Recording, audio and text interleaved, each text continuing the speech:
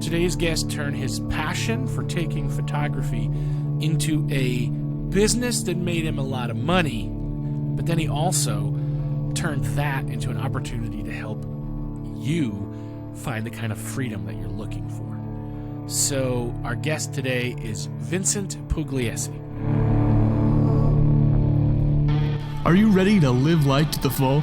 Are you ready to rise up and live a life of honor? Are you ready to boldly step into a life of courage? This is the Manlihood ManCast, and here's your host, Josh Hatcher.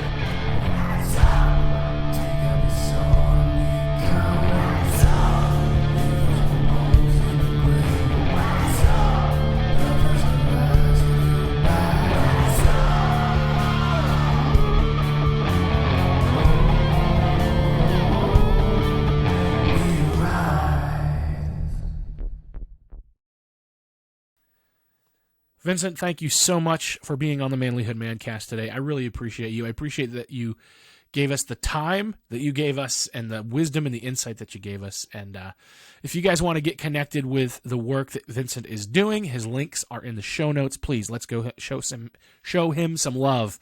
We're glad that he took the time to talk with us today. And listen, guys, I really believe in what we're doing here at Manlihood, and obviously you believe in it too because you've been listening and you've been a part of it and you've been interacting on the social media posts and been interacting in our group at the Manlihood Man Cave. And I just want to encourage you guys that we're going to change the world. This is not just a podcast that you listen to twice a week. This is a movement that you are now enlisted in and that you are a part of. I want to see our impact double before we turn 10 years old in May. And so I'm going to ask you a favor. I'm going to ask you to find 3 people that you know this podcast would benefit, and I want you to share it with them. Because chances are one of them will listen. And if one of them listens, then we have now doubled your listenership, right? So let's spread the word. So share this with somebody. If you see our social posts, like, comment, share them as well. And if you are using a podcast app, leave a rating or a review. But let's help get the word out about what we're doing here at Manlihood. I appreciate you guys. Thank you so much for listening. Thank you.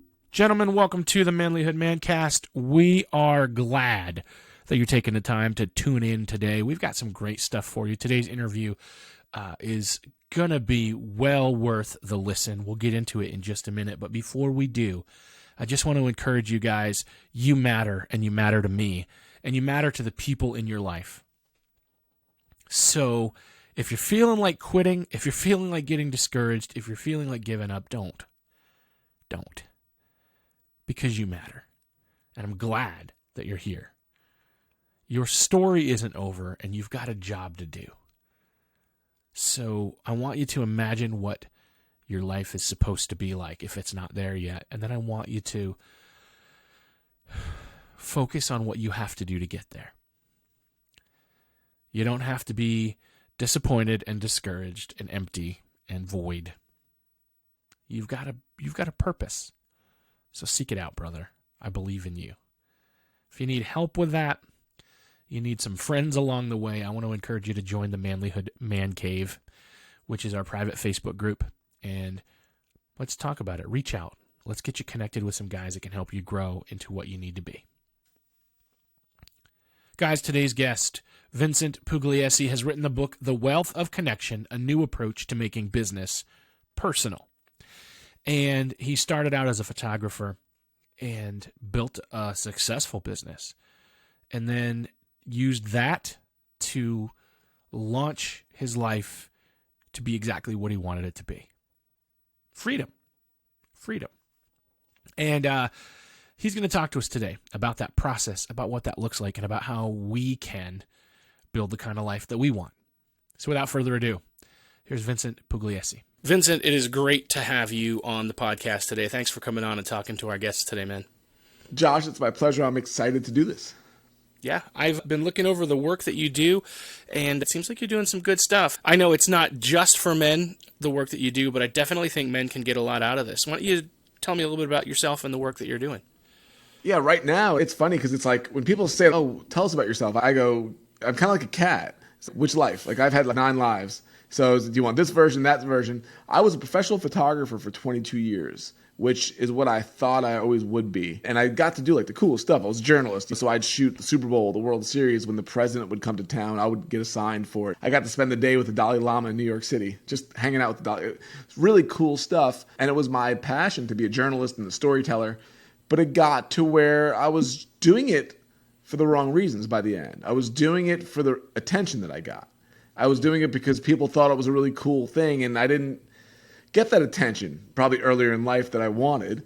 And this was my thing, that people just, whether you're a sports fan or entertainment, there was always something that I was doing that got people's attention. And it made me like I was like I had something that people wanted conversationally or whatever. So I really used it as a crutch. And then eventually it was like, is this all I am? Is this what I'm going to be?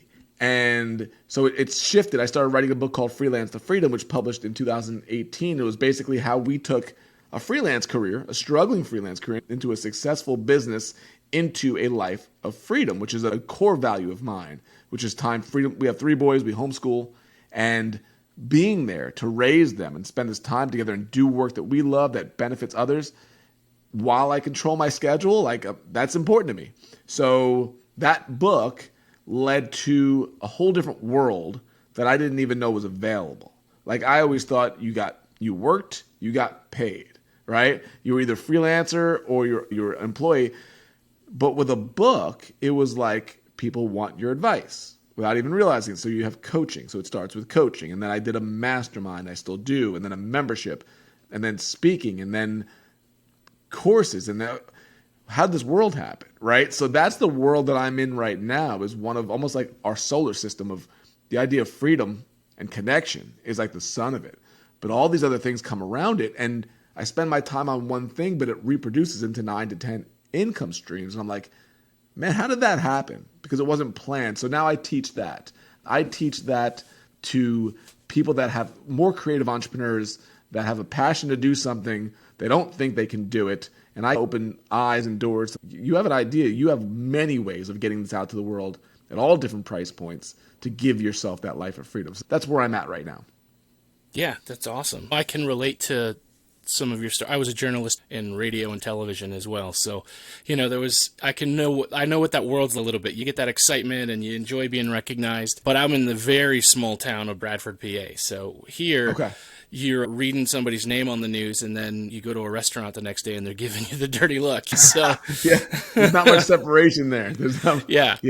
It was definitely a different world, but I know that feeling of there's a little bit of excitement, and that was always what I wanted to do as well. And now I'm like, nah, you couldn't pay me. They couldn't pay me then either, but it's funny. They wouldn't pay you then. You won't even let them pay you now. Yeah, exactly. I did some newspaper stuff and some photography as well. It was fun while it lasted, and I still get to use all of those skills just in different places today. Absolutely. That's what we like. People like, what are you? And am I a writer? Am I a podcaster? Am I a photographer? And even when we started our own business, my wife and I, we were equals in this. And her name's Elizabeth, I'm Vincent, and we called it Elizabeth Vincent Storytellers. And this was 15, 17 years ago. And the internet, Facebook wasn't even out yet. Internet was going, but all the social media wasn't there. There wasn't all these catchphrases, but we're storytellers. So what I learned is not only is it a marketable skill, but it's a transferable skill. Meaning if I'm a good storyteller, I can go on stage, I could write a book, I could do a podcast, I could shoot pictures. As long as you're good at telling stories, you're very marketable. And I think that's an undervalued skill in the culture today. Yeah. So another thing that you talked about there that I definitely think is of interest to men. Now, I'm not so ridiculous to think that the idea that a man who provides means that the woman can never work. My wife has a kind of back and forth between who's bringing in more cash for the family at the moment. I think she's a little ahead of me right now. She's beating you right now?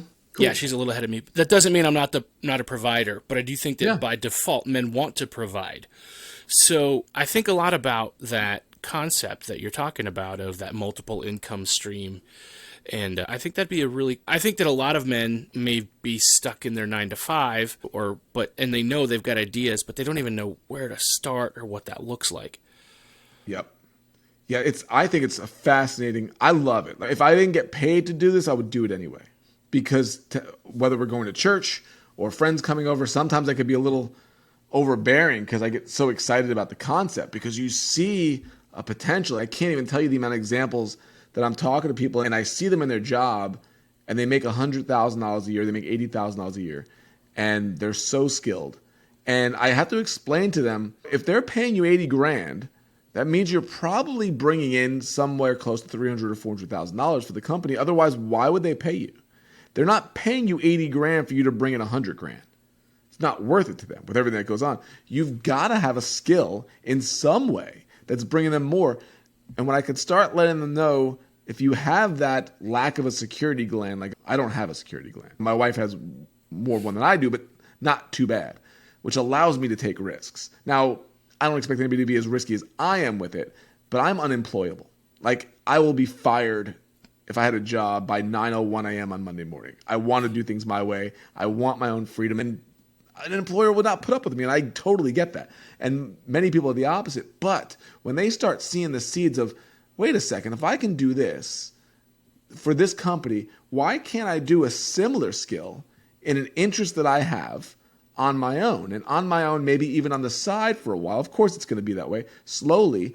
But the amount of people I've coaxed into a corporate job, and I'm not sure how much your audience is corporate. I'm not corporate, but they have a corporate job and they can't get out of it because they go, I'm making good money. I want to do this thing over here. How do I even get there? And I talk about a thing called a bridge. Like we live in Florida. There's these beautiful islands, right? On the West Coast, Sarasota. You don't just walk from the mainland to the island. There are bridges that get you there. So the way I like to talk about it is like, you got to build a bridge to get to really where you want to go. Because people will say, I don't want to do that forever. Nobody's asking you to do anything forever. What I'm asking you to do is create something to get you out of the situation that you're in, to get you on a bridge to get there. Because once you get there and you free up time and you free up money, your head clears up. And then you go, wait a second, I know what the island is. The island is me doing blah, whatever it is. And then when you have the time and the money to be able to really fund that, then you go after the dream. Most people try to go right to the dream. They don't see a correlation from their job to the money they would get as a writer or a podcaster, and they quit. So my passion is getting people from that mainland to the island. Yeah. What does that look like? So you, obviously everybody is probably different, but I imagine there's probably some formulas that kind of apply across the board, some principles across the board, without a doubt. Right? Yeah, you're figuring out what your skills are. You're figuring out what your passions are. Like, what do you want to do? We don't ever ask this in school.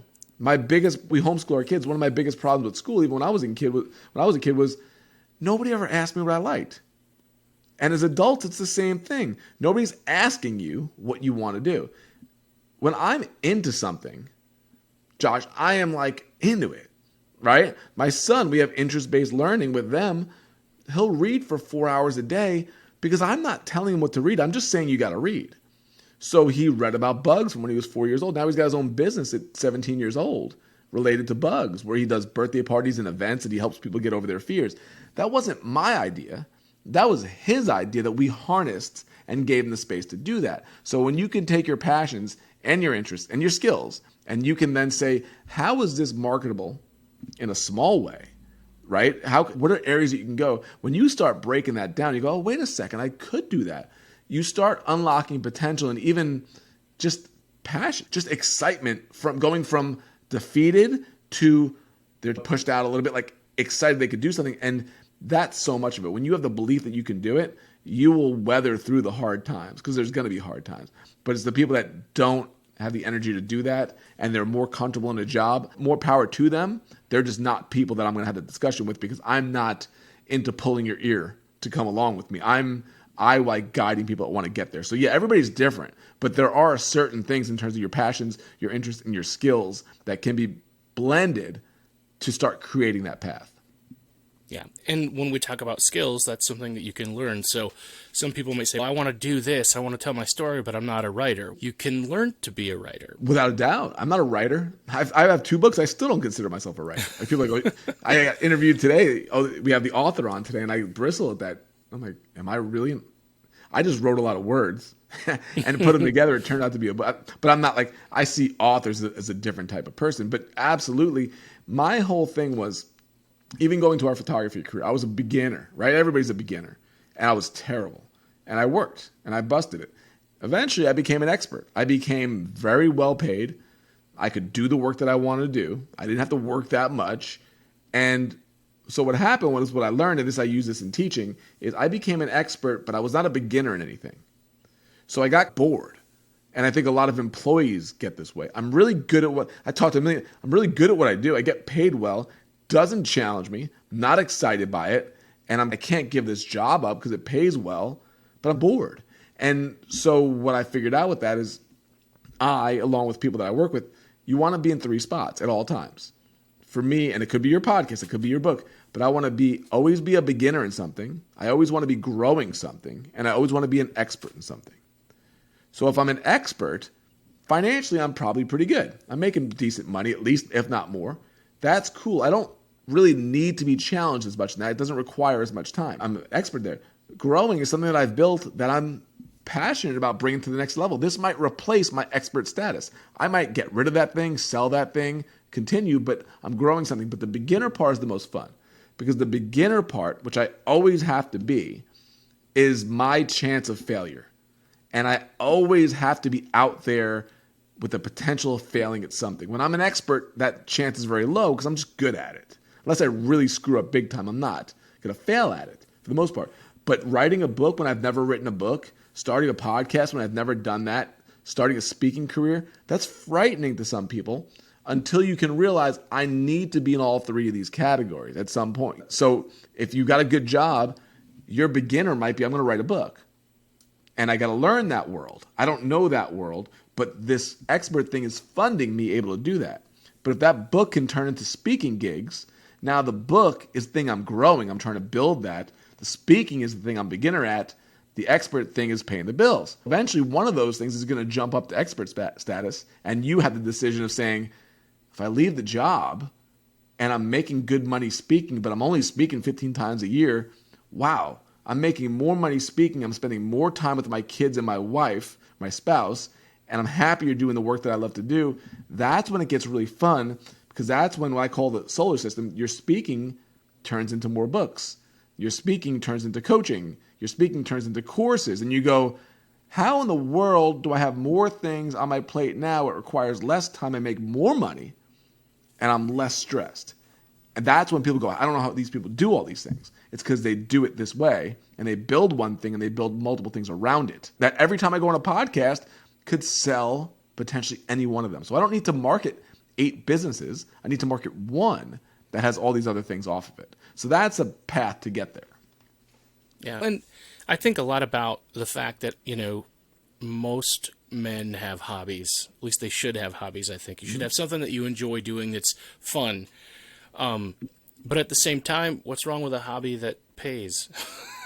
Like for me, I love the idea of shooting guns. Shooting guns is fun, but I don't have a way to monetize that. So if I have an hour to spend one evening or afternoon, there's times when I might want to go shoot guns, but what if I took and I found that thing that I enjoy more of, that I can do better, that I can turn into a profit faster, and I'll focus on that. Now, I will probably never be a guy that shoots guns for money because I'm not that good at it, but if that is something that I was super passionate about, for me that's just a little side hobby. It's something I like to do to release stress, and I don't even do it that often. But if I wanted to... But there's so many more things than just shooting guns to make money about shooting guns. I think immediately, I have a 14-year-old that loves to shoot guns. So if you're the expert at it, and I can learn from you, can my son come in and do a lesson with you to learn how to shoot guns better? You just create an income stream right there. Right. Now, the things that you teach when you're coaching can turn into a mini book. The things that you write about the book can turn into a course, because some people don't want to read a book. They want to take a course. Some people want one-on-one. What you're looking at, I don't know if you're a sports fan at all. You a sports fan? A little bit, yeah. What's the closest team, stadium? We're probably closest to Buffalo. Okay. You go to a Bills game, I've shot there many times. Or a Sabres game, you don't walk in and it's $50 a ticket, right? What the Bills and the Sabres and every team has figured out is, now some people want to come in and spend $13 and sit in the nosebleeds. Some people want to come in and spend $30 and have this better access. Some people want a luxury box. Some people want box seats where they might have access to the field pregame. They've learned the same thing with one product. They're satisfying 7 different customers because when I'm in the nosebleed, I'm getting a completely different experience than the person in the box by the field. That's their pregame. They're completely different products in many ways with the same game on the field. So for you, if you're learning how to shoot, teaching how to shoot guns, I could think of 5, 7 ways that you can earn money off of that, all while getting better at what you do. That's your expert thing, going to a beginner and then growing. And I think that's the cool thing is that that whatever it is that you're passionate about or that you enjoy doing, there's somebody willing to pay for what you know. Always. And here's what happens to a lot of people. I think and I do this myself. I'd never pay for that. I think because I'd never pay for it, nobody else will. I'll give you an example. We used to photograph weddings. And when we got married, we didn't have a whole lot of money. And we were photographers. So we wrongfully assumed that all of our friends were there to take pictures because all of our friends are photographers. They weren't. They were there to drink and have a good time. So they weren't taking very many pictures. We didn't take the wedding photography very seriously. We didn't spend very much money. And our wedding photographs suck. They're just terrible. Our photographer who was friends with us, I walked outside and he was drinking with our friends. I'm like, you need to be in there. Like this stuff's going on. So we blew that one because we didn't value it because we just took it for granted. Then we started getting hired and our quality of our work went up and up. And then one time we got hired and it was a big money wedding. We got big money and I couldn't believe they hired us. And then I talked to the dad and I didn't allude to it. I didn't want to seem like I didn't believe in myself, but I just was asking curious questions. And I basically talked about the cost of the wedding. And he goes, Vincent, I have one daughter. I make $500,000 a year and I have one daughter. She's dreamed about this since she was 7. This day, when it comes to money, I don't care. He basically said to me, I could have charged twice as much. He would have hired me because we were who she wanted. And I realized immediately, we're different people when it comes to being a client. I wouldn't have paid my prices, but he would have paid double. So we often don't think because we wouldn't spend it, we wouldn't think other people would. When they're, like you just said, there's always somebody willing to do it if they know who you are, if they trust you, and you do good work, if you have those relationships. Yeah, I think that our culture has done us a disservice in that most careers, the idea of an 8-hour workday, which is actually not, it's a new phenomenon, right? That's something that, that the unions pushed for, turn of the last century started that kind of concept. And we've gradually slipped into a salary / free overtime society again, where you just work all the time. And a lot of guys might feel like, man, I just don't have time to do this. I don't have time to get started with that. That seems like an easy excuse, but what would you tell that guy? The time is the key. I think saying that out loud and then thinking about that is the key. I have a mastermind that I run, and we had a call this morning, and I asked them a question. And I said, I did this assessment for myself, the top 3 things that money brings to my life. And I asked them what it was to them. And for me, it's time. It is freedom of location. Moving to Florida here with sunshine has done more for my happiness because of the sun. That's just how I'm wired. And then quality food. Those are 3 things, right? I want to live a healthy life. I enjoy it. So you have to figure out what your 3 are. What was interesting is these are all entrepreneurs in my group. Every one of them had time as number 1 or number 2 in terms of what money does for them, meaning it frees up time. So having your own business frees that up. It's the employee.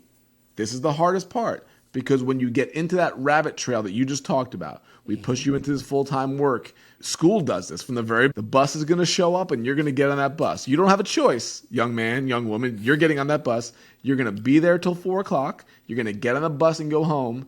And we've trained kids from a young age that this is how life works. So when they go out into the real world, the idea of running their own thing is so frightening because they're used to the security of a bus coming, people telling them what to do.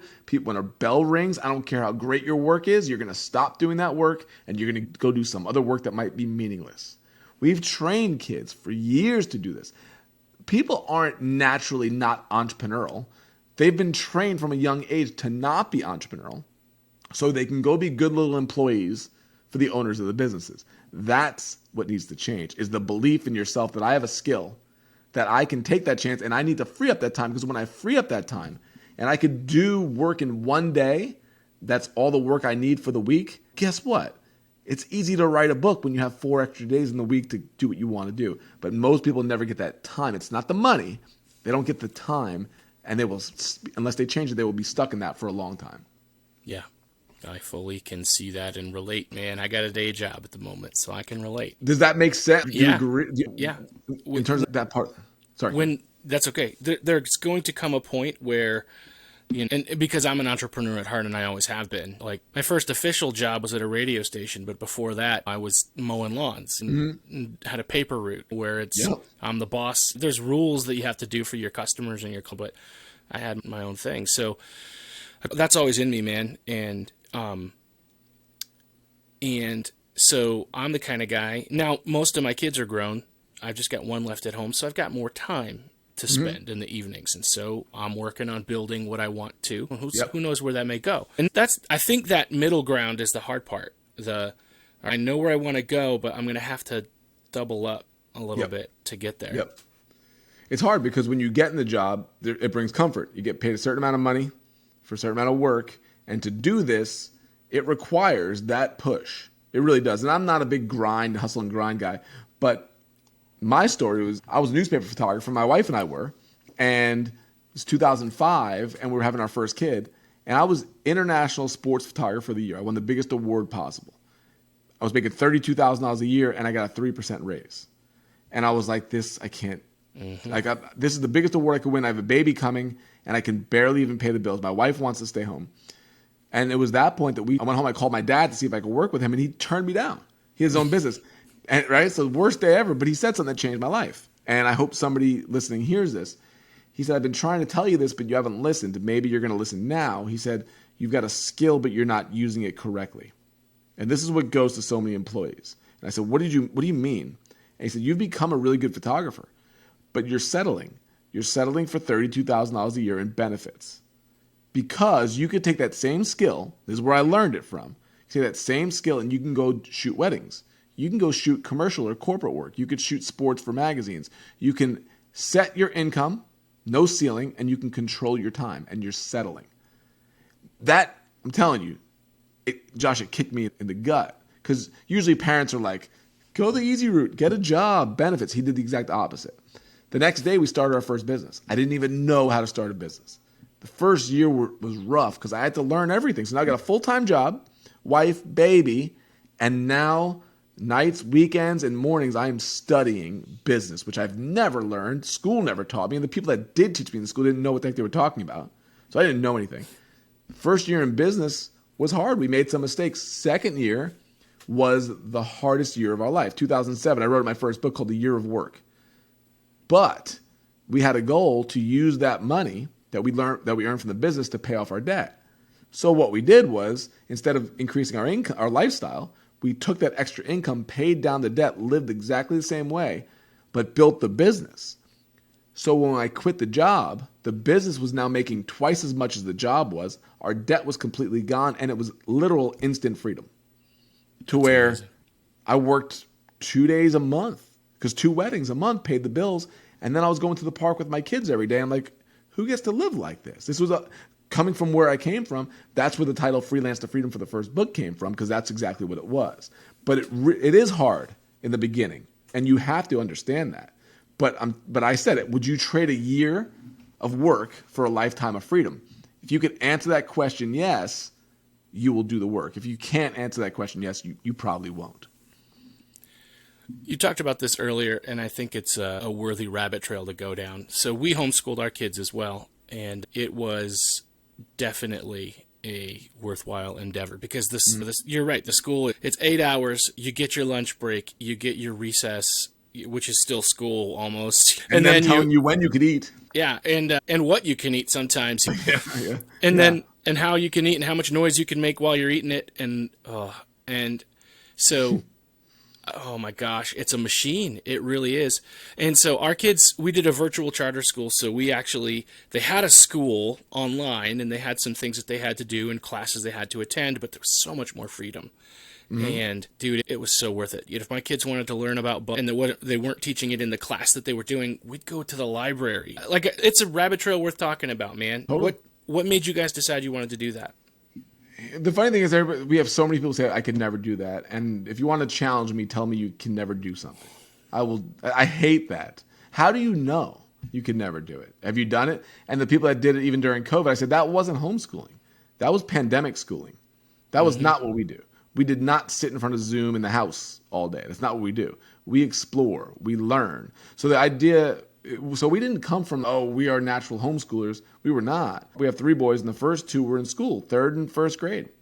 And I met a guy named Ken Carfagno, who became one of my best friends, and they homeschooled. And Judd, I tell you, at that moment in my life, I thought homeschoolers were people that made their own clothes and wore funny hats, and they were just really awkward people. I believe that so many people still do. And then he laughed about it. He told me what their life was like and what their days were like and how his son wakes up and gets his work done and they're out hiking at noon. And I'm like, that sounds like the life that we want, but we're not doing it. And then I said, well, I'm a hypocrite because I'm an entrepreneur. I build my own business. I believe in freedom, but I'm sending my kid on a bus where I don't have any say in what they do, and they're learning to be employees. What a hypocrite I am, right, to do this. So I talked to Elizabeth, and I said, what do you think? And then she talked to Teresa, Ken's wife, and a week later, we're like, we're doing this. It might fail, but hey, we're going to give it a shot. So that was 8 years ago, and it was probably the best decision we've ever made in our lives as parents to do this, because the relationships that we've built, the memories that we've made, we've traveled 3-4 months at a time in the winter.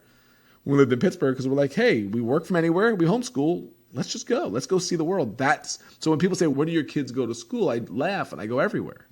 When they're digging for spiders at 7:30 on Saturday morning, that's school. When we're on the beach with the metal detector looking for rare coins, which my son loves studying, at 9 o'clock on a Saturday night, that's school. Why does school have to happen between Monday through Friday between 8 and 4? Who decided that? Everything is school. We're always learning. So it was a journey like that, and I will never regret. We gave up a lot. There's no doubt. We gave up a lot. We gave up a lot of income, gave up a lot of our own time, but that's so much less important than what we got out of it. Yeah, my kids were also entrepreneurial and still are. My son's got a wedding photography and videography business, and right now it's a side gig. He's trying to build it to be more, and they're building it pretty well. I think they just hit their debt-free stage after a year of doing that. He's really good. And he started doing stuff with me because I was shooting videos for clients and doing marketing stuff, and he was doing graphic design with me and whatever I needed. I'm like, I got more work than I can do. I could pay you, $10 an hour, and that's more money than you're going to get anywhere at that point. He's okay. So he paid for his school doing that. He was working for me, working for a couple jobs and doing school. And I'm telling you, before he graduated high school, and went to college, he had already surpassed my knowledge when it came to video and photography. So I'm like, hey man, if I get a request, I'm just sending it to you now. So now he got started. So the lesson there for anybody listening is it's like $10 an hour is not the same as $10 an hour somewhere else. $10 an hour at Chick-fil-A, nothing against Chick-fil-A, love their sandwiches, but $10 an hour there, maybe you're learning leadership, maybe, I don't know, but literally he's learning a skill that he could turn to a business and get referrals from you, and then take that $10 an hour and turn it into a job that makes you debt free and eventually is going to be a full-time income on his own terms. That's huge. Congratulations. Yeah, and he learned all the other skills as well that he learned marketing, he learned graphic design, he learned how to build a website, and so all the stuff that he needed to promote that business. And yeah, he went to college, and I think he was like me when he was in college. He was like, why am I paying this money to learn something I've already been doing? Oh, that's a whole nother conversation. You want to talk college, a whole nother conversation. Yeah, I agree. That's wonderful. Yeah. And my youngest, she's 17. She is now officially, a couple of years ago, we decided to go ahead and she wanted to go to the high school, and we said, okay. Yeah. So she's getting ready to do her senior year, but she's got a business, and she was making really good money. She had a couple of jobs and realized that they just weren't for her. And she's like, I like doing this. She wanted to be a nurse. That was what she was going to, she was taking the nursing VOTEC. at the school, and she's like, this is what I want to do. And now she gets home during the pandemic, all this stuff happened, and she's back to school. She realized, I like doing my business. This is what I'm going to do for the rest of my life. So she's all in. What's really cool is I think young kids now have so many more opportunities than we did. You got the phone, you got the computer, you could design your own stuff. When I came out of high school, it's like you hand a paper application to a manager and you hope they call you back. There wasn't these opportunities. I'm so excited for our kids, for your kids, because I think they see this world that we know, and they want that world now as opposed to going to a job that is soulless for 15 years and then with a spouse and kids and a mortgage having to figure out. That's a hard time to do it. So I think the future is bright in that way. If they can financially get their stuff together, it's sad how little about finances people know or are taught. I just posted on social media today that the average millennial, not even including house, has $100,000 in debt. The average. That's a recipe for disaster. And where did we learn this from? Financial education was not there. So no matter how much you have an entrepreneurial spirit, if you don't have your money together, you can't out-earn your money stupidity. We need to get that straight, and that's going to be the next challenge, I think. Yeah, I think most people are even starting out with almost that much debt in student loan debt, and that's probably not even counted in that figure of how much debt they're in. I think student loans probably takes up a bunch of that, but that's the whole thing. It's like we got to seriously ask ourselves, is this worth it anymore like it was in the 70s and 80s? Because if think about it, a millennial, there are 40-year-olds that are millennials now. If you have $100,000 or close to it in student loan debt, you have to ask yourself, not only was the degree worth it, but really think about this, because if it was worth it in any way, wouldn't the income from the job that you got from your degree have paid you well enough to not have student loan debt? There's so many issues there, and parents are still in the fog from their years of college being important that they still think it is. And yeah, I get it. If you're an engineer, if you're a doctor, yes. Sure. But for 75% of the people going, no, it's not. And I think there's a day of reckoning coming with it because it can't sustain like this forever. And the other bottom line is we always still need workers. There's a sawmill that needs somebody to work and cut the boards. I think of Pa Ingalls on Little House on the Prairie. My daughter was watching that when I stopped by her house and saw my grandbaby today. They were watching Little House on the Prairie. And Pa Ingalls is working the farm. And then when he needs a little extra cash, he goes and he works at the mill, and then that becomes his job, and then the farm was on the side. But he was happy, and he was free. And if he needed to take a day off to focus on the farm, whatever the sawmill guy, Mr. Olson, I think, he was okay with that. Yeah, of course. And there's always, I don't think there's ever even going to be a problem with that. There's always going to be people that are not entrepreneurial. But you said you have that spirit, I have that spirit. I think more people have that spirit early, and I think it gets beaten out of them. Curiosity gets beaten out of them early in school, and they think they're not. They think they're employees. But if people studied the school system and saw that it was literally developed to create employees, they would question them saying that. Horace Mann, who did this in Germany in the 1800s, they set the school system up, which we copied, to literally say, here's how we create good little employees we can pat on the head and tell them what to do. It was not built for careers the way we would think. So we think I'm not entrepreneurial. No, you were trained not to be entrepreneurial. And I think if people could see that, maybe they can reconsider a little bit. I think that's just the thing. Like most jobs that have a 9-to-5, if I think about even my day job, if they were run with the kind of efficiency and ownership and leadership that needed to happen, I think that it wouldn't be a 9-to-5. It wouldn't take 8 hours to get the work done. And I think that's part of the problem is we've just created this culture that keeps everybody in. I'll give you an example. A guy that was in our mastermind, he was one of the few employees, full-time employees, and he would call me with all these little things. And I said, Nick, what are you doing? I said, I don't have time for all these little conversations. I'm doing stuff. And finally I got tired of it because he can go on and on. And he finally realized, wow, you guys are all entrepreneurs. You come in, you get stuff done, you move on to the next thing. He goes, I'm so used to the water cooler mentality of I'm getting paid and I'm here till 5 o'clock, so I can chit chat and I can do whatever. And he's pulling me into that world. And I'm like, listen, I want to be efficient with my work so I can go to the beach with my kids. I'm not scheduled here till 5 p.m. I get my stuff done, I move. He had no options. So their option was just to talk and to chat. You're not pulling me into that world. And he saw it before I did. I said, what are we doing this for? He's so used to just that environment and the wasted time that comes with it. So I think you're right. I think it's inefficient in a lot of ways. And if it was run more entrepreneurially, it would be better for everybody and it would be more profitable. Some of the evidence, if we relate that, we go back to the kids. When my kids were doing school, like I said, it was a virtual charter school. So it was like pandemic school before pandemic. But they had a certain amount of work they had to get done. And most days they were done by 1 o'clock. Because they could do stuff they were given their assignments, they got their lesson, they could work at their own pace. And if you can work faster, then you don't need to waste all that time. I had a job one time where, dude, I had to do order entry, and I figured out how to double up on things and how to save keystrokes and write macros and all this stuff, just because it was so boring. And I got to the place where I was doing about 100 times the orders that the other people were doing because I had worked out the system. And yeah, they shut it down. They're like, no, you can't do this. Oh, yeah. I get it. So what else for the men that are listening that are definitely entrepreneurial, that are listening to this and they're like aching inside because they're like, yes, I'm all in. I need to know. What else do they need to know to make this happen? How do you make it your lifestyle? What I learned this in photography. What I would do is I didn't know anybody in the photography world. So what I did was I bought tickets to the cheapest tickets to baseball games in New York where I lived. And I snuck down to the front row. I figured out the security guards' patterns. That's how passionate I was. And I was in the front row and I figured out where the photographers were. I saw their photo wall next to the dugout. And I started asking them questions. I started, what film do you use? What cameras? What should I be looking at? What could I afford? Who do you work for? Who's your editor? This was 9 innings. In between innings, I would ask them questions. I annoyed the crap out of them, but it was, it was so valuable. And I made some really good friends. Those led to my first internships, one associated to the National Hockey League, and then I started working for the World Wrestling Federation back in the heyday, the Attitude Era. That's a whole nother conversation we could have about that world because that was wild.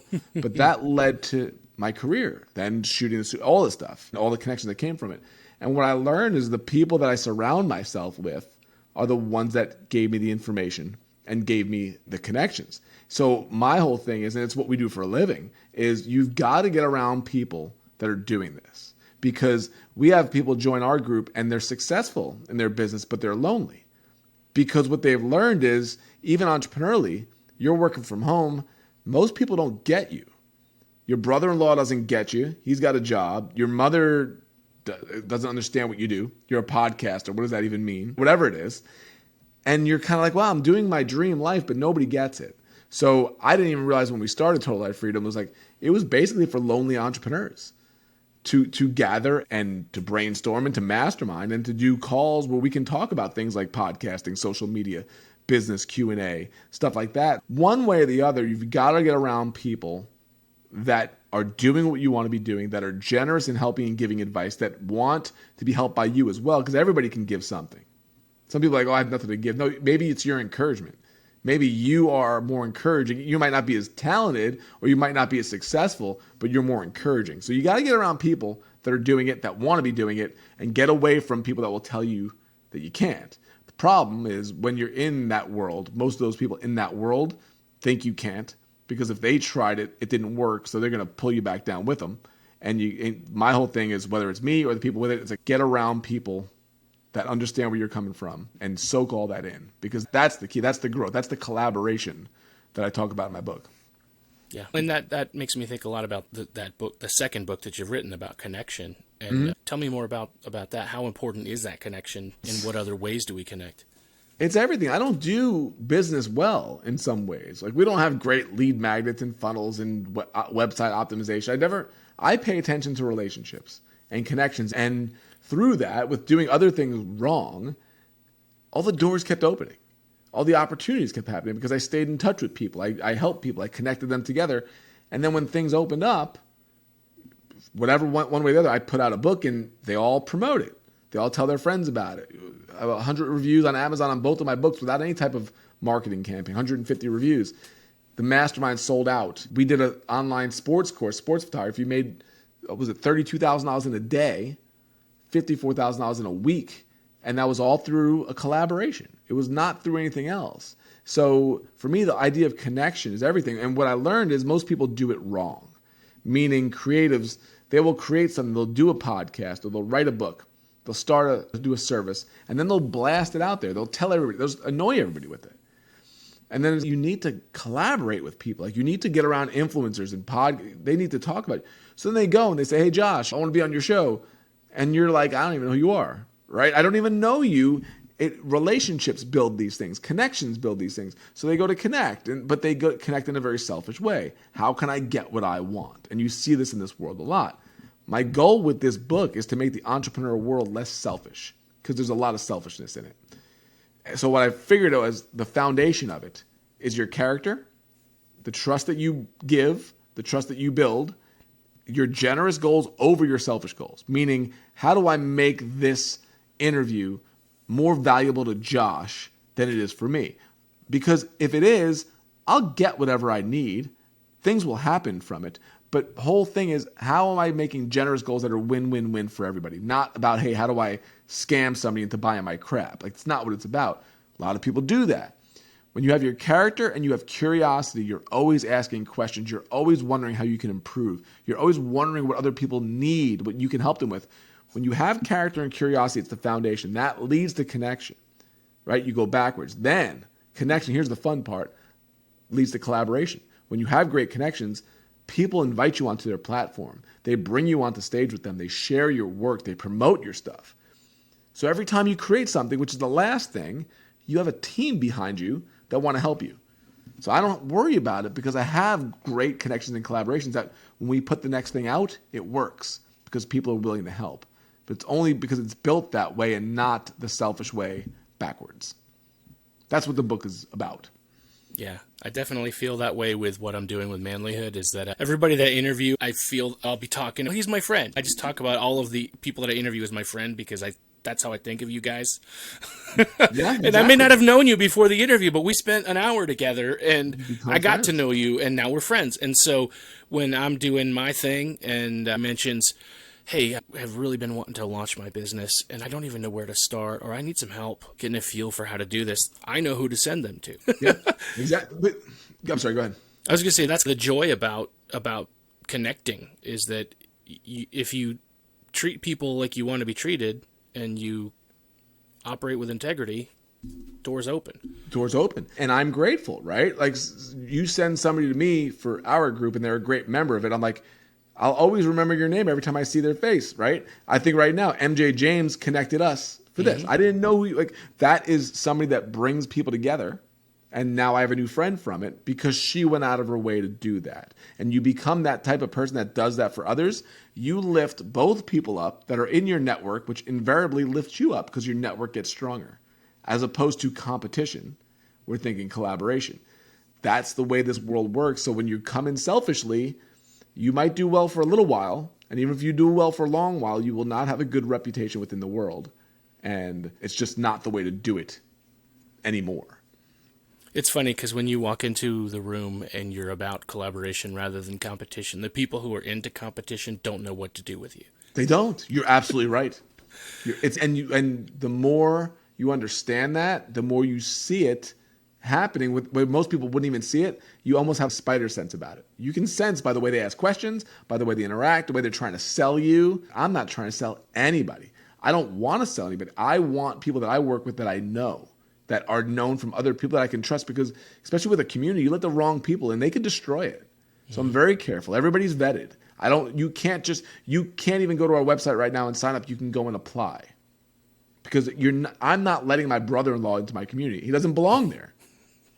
He does not belong there. So if I can have the conversations, okay, make an offer, we come in, that protects the group. And that's what that's all about, because those people are the most important thing. And if I muddy that water because of money and because of higher numbers, I've ruined the main thing that I wanted to create. I've got some questions for you, Vince. I like to ask all my guests these questions, and I think it has made a very interesting segment. One of these days I might stitch them all together and make one long episode, the compilation of some of these questions. But the first one is this: what does it take to be a man? It's a great question, because you can go any direction with it. I'm gonna repeat myself. I really think it's character. I've had years, my early years, of not having character. And you think you're a man, right? What does that even mean? Is that how strong you are? Is that how tough you are? No, I think it's character. I think it's having integrity. I think that's how you have great marriages. I think that's how you raise great kids. I think it's how you have solid friendships. I think it's how I wrote a story in my book about a guy named Scott Bainan, who was our mechanic, and he was an amazing guy, and he died unexpectedly. And we went to his funeral. How many people go to the funeral of a mechanic, right? But he was so important to our family. And then I went there, and I heard all these people telling stories about Scott. And I said to his son, I said, man, I really thought we were special. And he goes, you were special. But he felt that way about everybody. He made everybody feel like they were the only ones. So Scott dies, auto mechanic in Bethel Park, Pennsylvania. Business-wise, he's never going to be remembered like Elon Musk, whatever. It doesn't matter. He's remembered because of his character, because who he was as a person. That lives on. People remember that. And that's, to me, that's what being a man is. And I'm every day striving to be better at that. Excellent answer. So let's say that we can suspend the laws of space and time, and you get to walk into the room and see 10-year-old Vincent. Oh, what do you want to tell him? That kid was. I know. That's the way I feel about 10-year-old Josh, too. What would you tell him? Oh, my goodness. Isn't this a Back to the Future moment? If I tell him something, is it going to screw everything up and then everything else changes? If that's the case, I don't want to say anything because I like all the mistakes that he made. I wrote in my book, Bad Choices Make Great Stories. And in both of my books, it's like there's a lot of embarrassing stuff in there because I did a lot of wrong things. The one thing I would tell him is this. When you're turning into the left lane when you're 17 and you're not paying attention and you're not looking into the mirror, don't turn too soon. Because if I would have turned a second too soon, that 18-wheeler that came barreling towards me would have ended everything right then. I turned just in time that he hit the front. I got flown into another tractor trailer. The only kid in history that got sandwiched by 2 tractor trailers and still survived from it. So just don't make that turn a little bit more. Everything else, all the other mistakes you made, live with them, learn from them, tell the stories, don't be embarrassed by them, and keep getting better. Awesome. I think that's excellent. Yeah, I think about that all the time, man. I don't want to go back and change my mistakes. And the other thing that a lot of people, as we walk through this question, and I think it's always interesting, is would 10-year-old you have listened to any advice anyway? Probably not. I can guarantee you 10-year-old me would not have listened to a word that 50-year-old me said. Yeah. What do you know? What do you know? It was the old saying, it's funny, the older we get, the smarter our parents start to become. So no, they were always there. It's just we weren't listening. Yep, exactly. I also like to ask this question. What is your best advice for the men that are listening today? To not be afraid. Honestly, it's to not be. So many men do not follow their dreams and their passions of who they want to become because they're afraid. They're afraid of the mortgage payment. They're afraid of what their friends are going to think of them. They're afraid of embarrassing themselves. And because they have to maintain a certain image, or just fear that they don't believe they're good enough. Man, that whole idea of just imposter syndrome crushes so many dreams. And the more that I'm like, I really don't care. Not that I don't care what you think, but I'm not going to be embarrassed by any of it. I would never do these things. I would never do an interview. I'd never write a book because out there in the wings there's some kid from high school that's sitting there that I remember that's waiting to make fun of something that I wrote or something. What? They're not thinking about you anyway.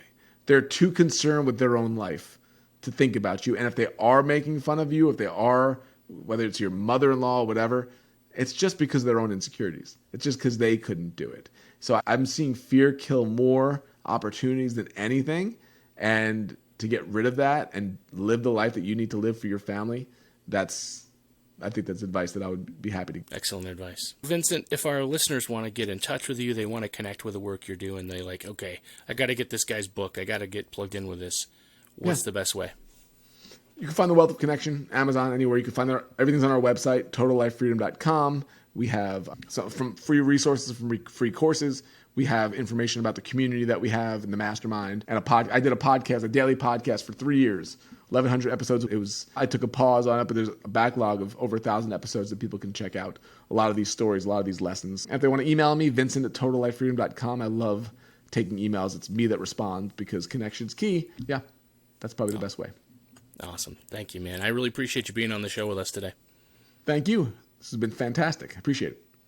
Vincent, thank you so much for being on the Manlihood ManCast today. I really appreciate you. I appreciate that you gave us the time that you gave us and the wisdom and the insight that you gave us. And if you guys want to get connected with the work that Vincent is doing, his links are in the show notes. Please, let's go show him some love. We're glad that he took the time to talk with us today. And listen, guys, I really believe in what we're doing here at Manlihood, and obviously you believe in it too, because you've been listening and you've been a part of it, and you've been interacting on the social media posts and been interacting in our group at the Manlihood Man Cave. And I just want to encourage you guys that we're gonna change the world.